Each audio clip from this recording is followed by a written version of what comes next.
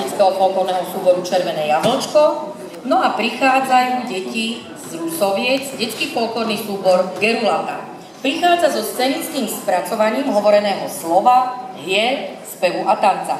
Dievčatá sa hrajú na vojačky a chystajú sa na boj s Turkom. Avšak ten prichádza so svojou malou časťou sa len zahrať a zatancovať. Predstavia sa nám vo vekovej kategórii 4 až 8 rokov dievčatá členky súboru. Námet choreografii vedúca súboru použila z rozprávania od hlavného predstaviteľa Kupka.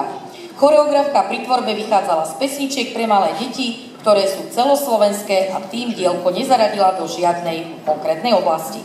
Choreografka vedúca súboru je pani Alžbeta Uhráková, hudobné spracovanie a hra na heligónku pán Alojz Bučko. Detský folklórny súbor Gerulata z Rusoviec, Turek ide, utekajme.